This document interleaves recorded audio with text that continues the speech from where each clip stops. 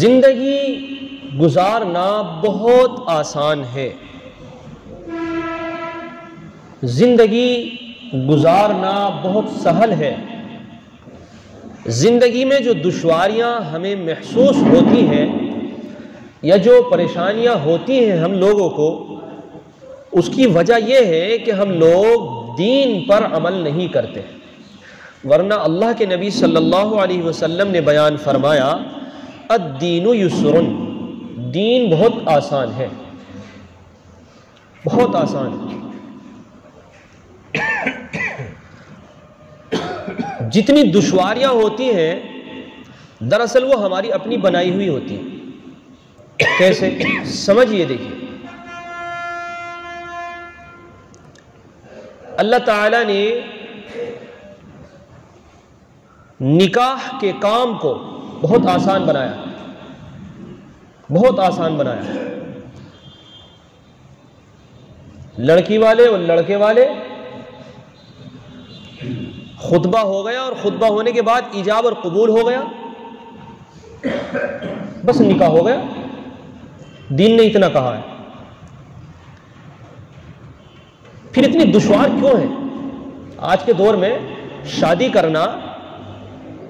پوچھئے مت، بعض انسان کی پوری زندگی اس میں نکل جا رہی ہے کہ 2-3 بچے ہیں تو ساری زندگی کماتے کماتے کماتے کماتے گزر گئی، اور جوانی سے، شادی سے پہلے سے لگا ہوا انسان بوڑھا ہونے کو چل دیا، اور ساری محنت کی کمائی سب اس میں لگ گئی۔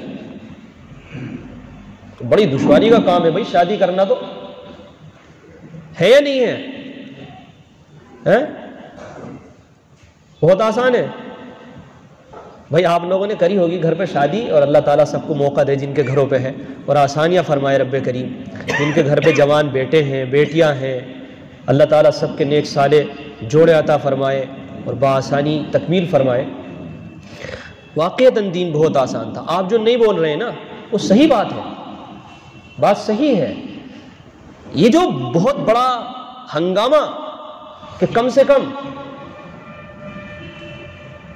15-20 لاکھ روپے دونوں طرف سے ہونے چاہیے تب جا کر کے شادی ہوتی ہے، یہ دین کا کام نہیں، یہ ہماری اپنی دشواری بنائی ہوئی۔ ورنہ دین نے تو اتنا کہہ دیا تھا، آپ نے نکاح قبول کیا، جی ہاں میں نے قبول کیا، ہو گیا، بس ختم۔ دشواریاں ہماری اپنی بنائی ہوئی ہیں۔ دیکھیے اور بتاتا ہوں، آپ کو مثال سے سمجھاتا ہوں۔ ایک عجیب بات چلتی ہے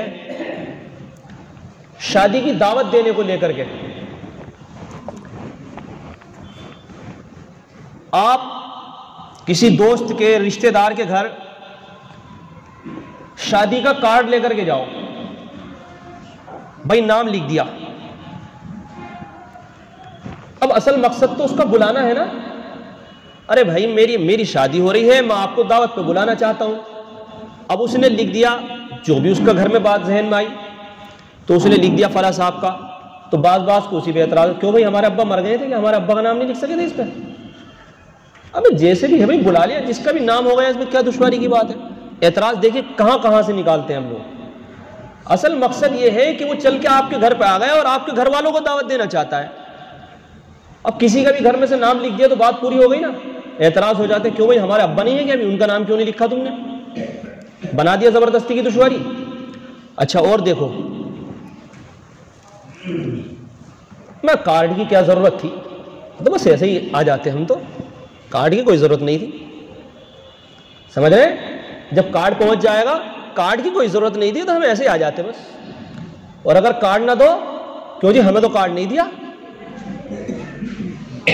ارے بھائی ایسا ہوتا ہے، میں ویسے ہی غلط کہہ رہا ہوں، یہ میں نے تو اپنے تجربے کی بات بتا رہا ہوں، ایسا ہوتا ہے۔ میں ہمیں تو کارڈ نہیں دیا، اسے تو پوچھا اور دینے پہنچ جاؤ تو میں کارڈ کی کیا ضرورت تھی، فون پہ کہہ دیتے ہم تو آ جاتے، کوئی ایسی بات پریشان ہونے کی ضرورت نہ ہے۔ اچھا چلو جی، فون پہ کہہ دیا کہ بھائی ذرا میں اکیلا ہوں اور بہت سارے لوگوں کو دعوت دینی ہوتی ہے، اس لیے آپ میری دعوت کو فون پر ہی قبول فرما لیں، تو آپ تشریف لے آئیے گا۔ ہاں جی میں حاضر ہو جاؤں گا۔ پھر بعد میں لوگوں سے کہتا میں وہ دعوت ہے کوئی فون پہ بلانے کی، ایسے کو بلایا جاتا فون پہ؟ تو یہ دشواریاں ہم نے بنا رکھی ہیں بھائی، دین کی نہیں ہے۔ سمجھ رہے ہیں آپ؟ اللہ کے نبی صلی اللہ علیہ وسلم نے بیان فرمایا یسروا ولا تعسروا، آسانیاں پیدا کرو. اگر آپ کو کوئی بازار میں بھی رک کر دعوت دے دے قبول کر لو. یہ شکایتوں کی ضرورت نہیں ہے، شکایت کرنے کی ضرورت نہیں ہے کہ میرے گھر آتے باہر آتے. اس نے آپ کو تو یاد کیا ہے بھائی. اتنی بڑی بستی ہے، اتنی بڑی بستی میں بازار میں بھی بھیڑ میں بھی اس نے آپ کو روکا، آپ کو دیکھا، آپ کو کہا، تو یار کچھ تو خاص بات ہوگی. تو دشواریاں ہم خود بناتے ہیں، جبکہ اللہ کے نبی صلی اللہ علیہ وسلم نے بیان فرمایا کہ آسانیاں پیدا کرو، دشواریاں پیدا مت کرو. اس لیے میرے عزیزو، ان چھوٹی چھوٹی چیزوں کو اور چھوٹی چھوٹی شکایتوں کو ختم کرنا پڑے گا تو زندگی آسان ہوگی. اور اگر ایسے ہی شکایتیں چلتی رہیں گی تو یاد رکھو جتنی دشوار زندگی چل رہی ہے اس سے زیادہ دشوار ہو. قدموں کو پیچھے ہٹانا پڑے گا، نبی علیہ الصلوۃ والسلام کے طریقے پر آنا پڑے گا. اگر کوئی بھول جائے کسی کو، شادی کی دعوت نہ دے سکے تو اسے شکایت منہ بنا کے پڑا ہے. ہمارے ایک دوست ہیں، پتہ نہیں ابھی یہاں ہیں یا نہیں ہے، بیان میں ان کا نکاح ہوا اور مجھ سے بہت دن سے کہہ رہے تھے کہ بس دعا کرنا دعا کرنا. میں نے ٹھیک ہے بھائی، اللہ تعالیٰ کرائے گا، آسانی کے ساتھ کرائے گا. ان کو رشتہ بھی مل گیا، ان کو نکاح بھی ہو گیا ان کا. اور نکاح ہونے کے بعد میں مجھے وہ 15-20 دن کے بعد میں مارکیٹ میں ملے. تو میں نے ان سے کہا کہ وہ آپ کے رشتے کی بات چل رہی تھی، کوئی بات بنی وہاں؟ تو نیچے کو منہ جھکا لیا. میں نے کیا ہوا بھائی؟ انہیں حضرات بڑی غلطی ہو گئی. کیا؟ انہیں بس وہ میں آپ کو نہیں بلا سکا. تو میں نے بھائی غلطی کہاں ہوئی ہے؟ کس نے کہا غلطی ہوئی ہے؟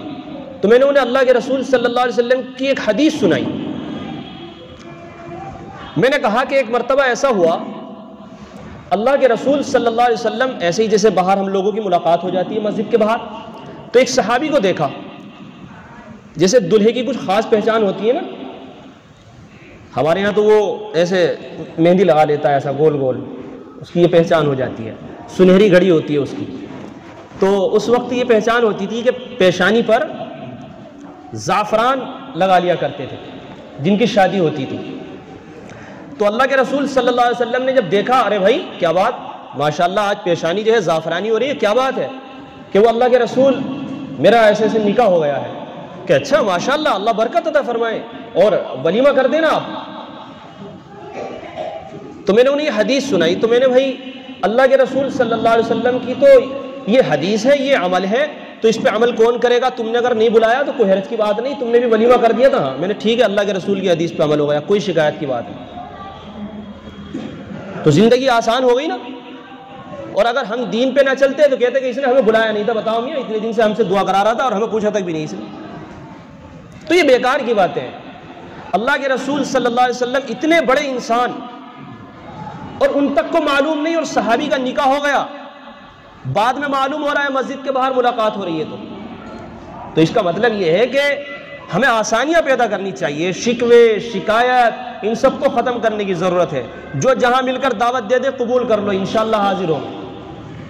سمجھ رہے بھائی؟ تو یہ زندگیوں میں آسانی پیدا کرنے کے طریقے ہیں، اور ہمیں ان طریقوں پر آنا پڑے گا، تبھی زندگی میں سکون ہوگا. دیکھیے اللہ نے بیان فرمایا وَذَكِّرْ فَإِنَّ الذِّكْرَى تَنفَعُ الْمُؤْمِنِينَ. چاہے امت کے اندر کتنا بھی بگاڑ آ جائے، اسے چھوڑا نہیں جائے گا. قرآن نے یہ کہا ہے کہ تم تو نصیحت کرتے رہو، تم تو اللہ اور اس کے رسول کی باتیں بتاتے رہو. وَذَكِّرْ فَإِنَّ الذِّكْرَى تَنفَعُ الْمُؤْمِنِينَ. اس لیے کہ نصیحت کی باتیں کرنا یہ مومنین کو نفع پہنچاتا ہے. یہ آیت میں نے کیوں پڑھی؟ پچھلے ہفتے تو نہیں تھا، میں سفر میں تھا، لیکن اس سے پچھلے ہفتے میں نے کچھ بیان کیا تھا. آپ لوگوں کو کسی کو یاد ہے یا بھول گئے؟ پچھلے ہفتے میں نے بیان کیا تھا کہ نکاح اس طریقے پر کرو کہ لڑکے والے اور لڑکی والے دیکھنے کے بعد میں جب ان کو پسند آ جائے تو منگنیاں مت کرو. وعدہ کرایا تھا نہیں کرایا تھا؟ میں نے ہاتھ اٹھا کے بتاؤ بغیر منگنی کے کرو گے نہیں کرو گے؟ یاد آ رہی ہے کچھ؟ کسی کو یاد آ رہی ہے بھائی؟ ہاں، میں نے کہا تھا کہ منگنیاں مت کرو. بس سیدھا سادہ نکاح کر لو. اگر دونوں کی رضامندی ہو گئی ہے تو آپ جو ہے نکاح کر لو, جب آپ کا حساب ہو جب رخصتی کر لو. دیکھو بہرحال وہ بات میں نے کہی, عام ہوئی, اور میں نے اس میں ایک طرف اور توجہ دلائی تھی. توجہ اس طرف دلائی تھی میں نے, بھائی دیکھو عمل کے لیے یہ مت سوچو کہ دوسرے لوگ کریں گے, بلکہ عمل کون کرے گا؟ ہم نہیں بھائی, ہم میں تو یہ سوچ لے گا سائڈ والا بھی ہے, سائڈ والا نہیں, میں. عمل مجھ سے کرنا ہے. اصلاح معاشرہ اور اچھائی کا پیغام اپنی ذات سے دینا چاہیے, اپنی ذات سے دینا چاہیے. تو یہ بات مجھے بتانی اس لیے پڑی کہ ماشاءاللہ ایک نوجوان ہے, انہوں نے یہ سنا ہوگا, بیان انٹرنیٹ پہ بھی ڈال دیتے ہیں ریکارڈ ہونے کے بعد میں. تو یہ میرے پاس دعوت دینے کے لیے پہنچے. انہوں نے مفتی سعید صاحب کے واسطے سے نکاح طے کر لیا ہوگا, اور قابل مبارکباد ہے. لڑکی والے بھی, وہ بھی شاید یہاں آئے ہوئے ہیں, مولانا نعیم صاحب ہیں, مولانا یعقوب صاحب ہیں, اور بھی لڑکی والے ہوں گے, اور یہ لڑکے والے ہی موجود ہیں. آپ دونوں قابل مبارکباد ہیں کہ آپ نے اس بات پر قدم بڑھایا اور اس پر عمل کر کے دکھایا. اور آج ماشاءاللہ اس نوجوان کا جمعے کی نماز کے بعد نکاح بھی ہونا. تو یہ میرے پاس میں مدرسے پہنچا کہ منگل کے دن میرا نکاح ہے اور ظہر کی نماز کے بعد میں ہے. تو میں نے کہا, میں نے بھائی ظہر کی نماز تو وہاں پون بجے ہے, تم کب پہنچو گے؟ کہ 1 بجے کے بعد, 1:15 بجے کے بعد میں, کیا آپ کو ضرور آنا ہے؟ تو میں نے یار دیکھو کچھ کام اچھائی کے ایسے ہونے چاہیے کہ ان کو لوگوں کے درمیان میں لانا ضروری ہے تاکہ لوگوں کی ہمت بڑھے. ایک کو دیکھ کر دوسرا عمل کرتا ہے.